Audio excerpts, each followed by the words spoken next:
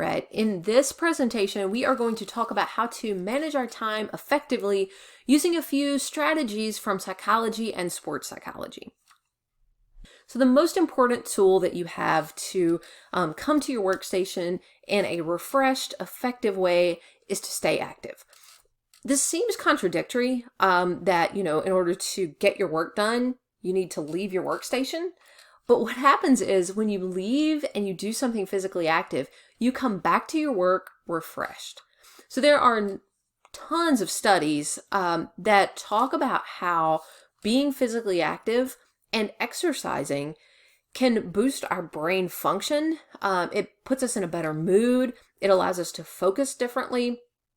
It's just good for us. It's kind of like if there was a miracle pill that cured most things, it would be exercise and physical activity. So, and they're easy to do. And I know you're stuck in your house, okay? And so going to the gym is not really an option at this point. I think at most places, some states are still opening back up, but in general, going to the gym is out. It's okay. So exercise and physical activity are different. Exercise is for fitness. It's repetitive. It's scheduled. It's like if I climb the stairs multiple times in order to increase my fitness, that's exercise. If I just climb the stairs to go back upstairs, that's physical activity. We can use both of these to make ourselves function on a better level. So when you're working, take active breaks. Get up, walk around the house, walk around your building, take your dogs for a walk, go check the mail, do some physically active chores, carrying laundry, vacuuming the floor, whatever. Do some yoga. Take some physical activity breaks as you work. Now, don't take them all the time. You want to stay focused, but about, every couple of hours or maybe 3 times a day, you can just go on a quick walk. We find that a lot of really productive people, especially writers, if we look at their stories, they have been using walking as a way to kind of recharge and refresh their mind, come up with some more creative solutions, and they use it very frequently. So again, if you stop the video at this point and don't listen to any of the other tricks, this is the best one. You've got a big tool that will help you come to your work much more refreshed.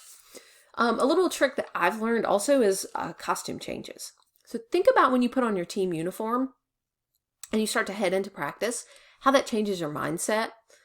It happens also with like work uniforms, with workout gear, or workout attire. Then when we put those things on, they put us in the mindset to do the activity we're about to do. And so I call those costume changes. Don't come at your computer in your pajamas or in your sweatpants, because those are lazing. Okay, that gets us in the mood to just kind of relax and laze. Come to it, like put on your jeans or put on your workout gear, put on your team uniform if you want to. But think about what really gets you in that mindset to really get some work done. So our next trick is batching. This comes from work efficiency experts, and they say to do all of the same or similar tasks all at the same time. Great example of this is checking email. Instead of checking it, every time you pick up your phone, then what you want to do is you want to batch that activity. Only check it in the mornings, only check it at night, maybe schedule a couple of times to check it. But what you're doing is the same thing at the same time. And so you aren't constantly shifting back and forth from email to cooking dinner to helping your kids with the homework. You're batching the task so you can focus on the present moment. You can set a timer. You can even schedule that task. So think about your daily schedule and what tasks that you kind of do sporadically throughout the day that you can chunk together and give them a designated space. Okay? That is batching. Compartmentalizing is my second favorite trick. So what we do with compartmentalizing is very similar to like when we were in elementary school, maybe preschool, and you had different workstations for different activities. So maybe you had the Play-Doh station, and then you had like the house station, you had the painting station. We can do that in our house, okay, and create workspaces for ourselves so that when we are in that area, we are more focused. So I've created, over the last week, I've created in my basement kind of a recording studio. So I've got this terrible background. Our basement's not finished, so I've got this sheet back here to look like a wall, and I've got my lights, and I've got my microphone, and all of this set up so that when I come down here, I'm focused on making videos. Then when I'm upstairs and I'm at my desk, I'm more focused on writing or grading or interacting. There are also, stations for different things. Like we do games, we have art, different things that we do as a family. There are stations and designated places for those. So when you come to those places, you get in the mindset to do that. We can also do that with our schedules.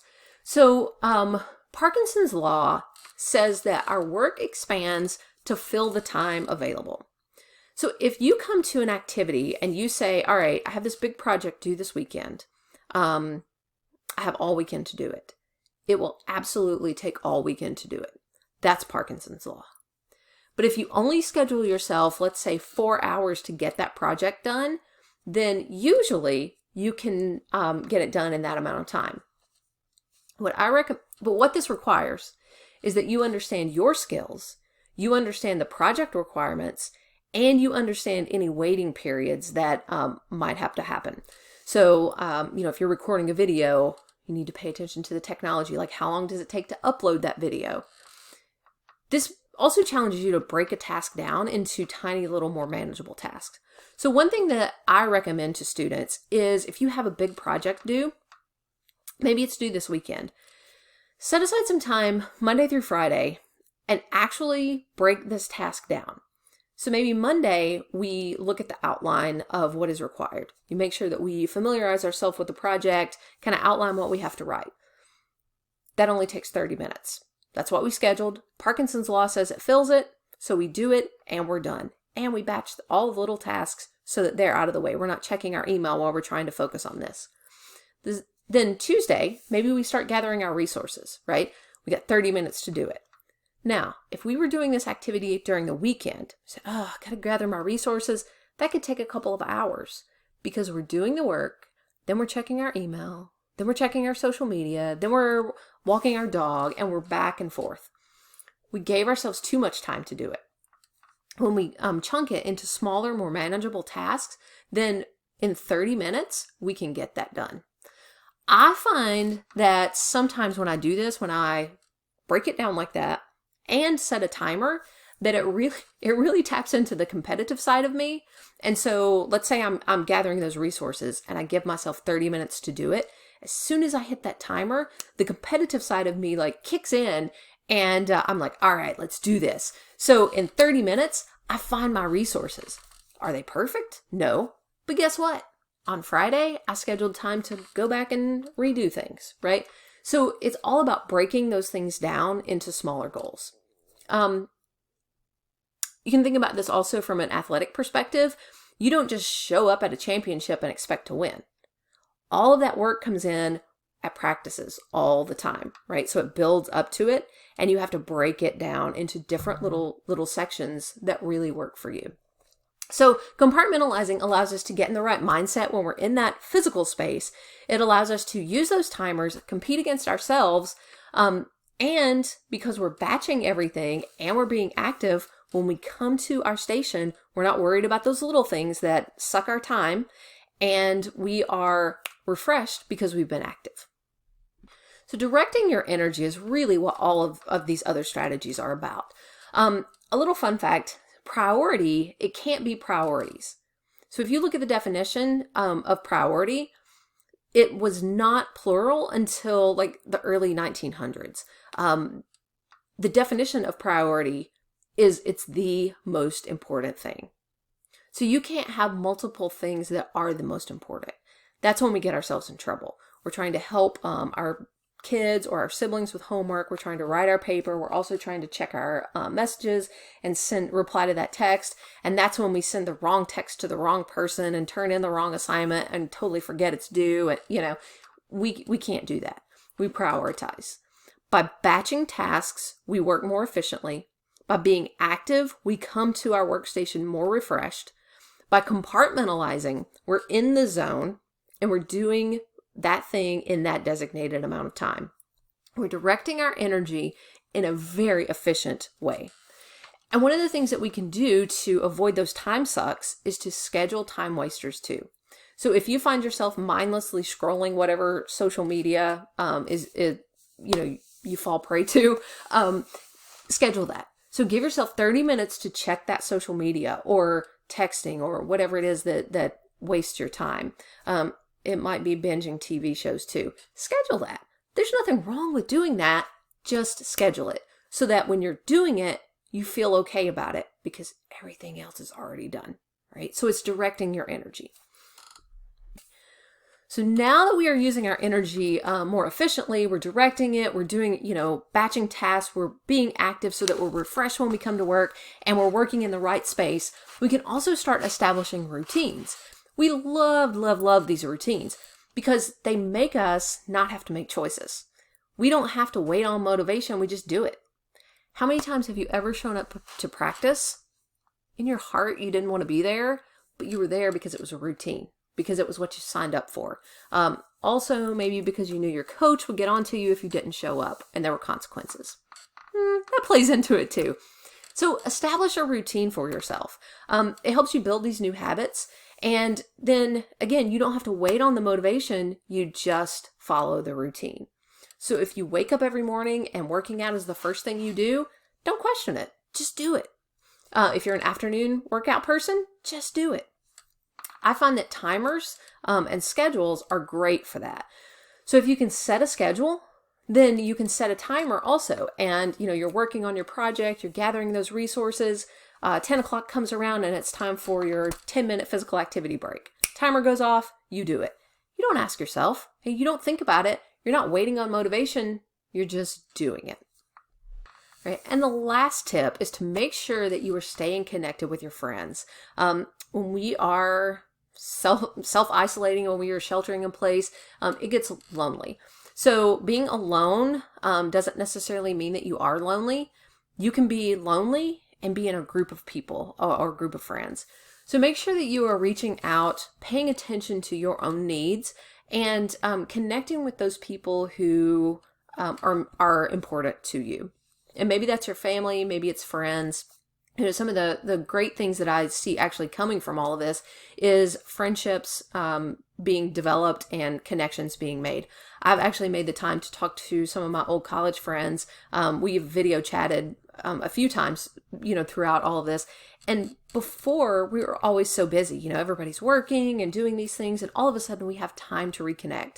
And these are people, like some of my favorite people in the world, and I don't make time to connect with them. So make sure that you're doing that. You can, work out together. You can set up video happy hours. Honestly, through all of that, I've met some other friends because I've joined in with some of my friends, group video sessions. So actually in this weird world, made new friendships. Reconnect with family, make phone calls while you walk. We are social beings and we are not designed to be alone. So on that note as well, please make sure that you are monitoring and taking care of your mental health. A lot of times when we start that spiral or we get into trouble with our mental health, we don't even realize it's happening. So maybe if you can stay connected to your friends, they might recognize that in you before you do. But if you do find yourself in that spiral, in that negative kind of mindset, silence is the worst. Okay, so please make sure that you are reaching out to someone that you can trust. There are hotlines that you can reach out to. Hopefully you have a good friend or family member or significant other. Reach out to your coach so that so that they can put you in touch with the people who are qualified to help you. Right? So hopefully you got some good tricks from this video. And if you have any questions or about any of these concepts or ideas, please send me an email, or if you have some feedback, I would love to hear that, good and bad. I would rather hear that than nothing. So give me some feedback, ask some questions. If you have an idea for another presentation or you would like to learn more about any of these concepts, send me a message and I will be glad to help. All right. Good luck as you try to work more efficiently from home.